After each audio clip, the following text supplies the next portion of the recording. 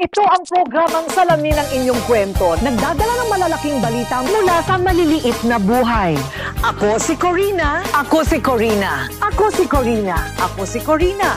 At ito ang Rated K. Handa na ba kayo? Handa na ba kayo? Handa na ba kayo?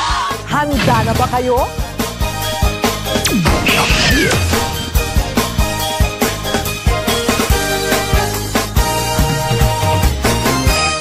Ang tunay at magaling na artista daw, marunong magpatawa, marunong magpaiyak, pwedeng bida, pwedeng kontrabida, hindi namimili.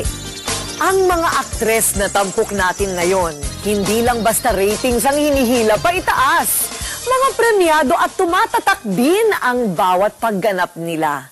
Kaya, naku kung pagsasama-samahin pa sila sa iisang teleserye tulad ng Tayong Dalawa na inyo pong pinapanood, talagang matutunghayan ang the best acting ng mga the best actress. Ito yung mga artistang alam mo hindi lamang nag-iinarte, kundi magaling umarte. Ingrid, tama na! Ingrid! The best daw ang gabi pag napanood mo ang eksena sa teleseryeng Tayong Dalawa. Interesting silang panoorin kasi meron silang kanya-kanyang attack sa mga characters nila. Pwede ba bakit sinasaktan ng mami ko? Sinaktan niya si nanay kanina. Ang isa sa mga lagi nila sinasabi, it's the most perfect casting on television. Kahit saan pa sila nakatira, squatter sila sa akin. Ang mga karakter ay binibigyang buhay ng mga premyadong artista at tunay na dekalibre sa pag-arte. Parang gusto mo nang bumigay. Tulad ng batikang aktres na si Helen Gamboa. Matapos ang 6 na taong pamamahinga, ay muli siyang nagbalik bilang si Elizabeth o Mita. It was worth the wait. So mas isama ko pumunta, babatiin ako, sabihin, "Hi, Elizabeth." Nakakatuwa dahil that means talagang sinusubaybayan nila. Every hour lasts. At sino bang magsasabi na ang mga awit na si Agot Isidro ay mapapansin din sa kanyang pagganap bilang si Ingrid? Layuan mo siya kundi mapapatay kita! Mapapatay kita! Actually, singing is like acting. It's just a different medium. Parang drawing out the feelings out of the vehicle, which is me, and then conveying it to the public. Alam mo na kung anong pakiramdam tuwing tinatapakan niyo ang pagkataot dangal namin? Damdamin din ng isang ina ang ginampanan ni Cherry Pie Picache. Mahusay niyang nagampanan ng karakter bilang si Marlene. Ano ngayon ang pakiramdam ng isang mahirap? Kasi parang nakalimutan ko na eh. Well, ever since I entered the industry, I only had one thing in mind and I only had one goal. That was to be known as a good actress. Bagamat subok na sa kanyang galing sa pagganap si Gina Pareño, ay muli niya itong pinatunayan bilang si Lola Gets. Bakit mo sa kanya ang barya? Ang tawag na sa akin ngayon, Lola Gets, maski saan, hindi na ako tinatawag ng Gina. Pero happy-happy ako kasi ibig sabihin, nagugustuhan nila, nakaka-relate sila sa aking role. Isang ukay-ukay mo naman nabili yung napakakulay mong damit. Isa tiyangge. Ako hindi, pinatahi ko to. Ano ang ganda ng Tayong Dalawa? Pinagsama-sama mga gagaling na mga artista. Okay? Ito yung mga artistang alam mo hindi lamang nag-iinarte, kundi magaling umarte.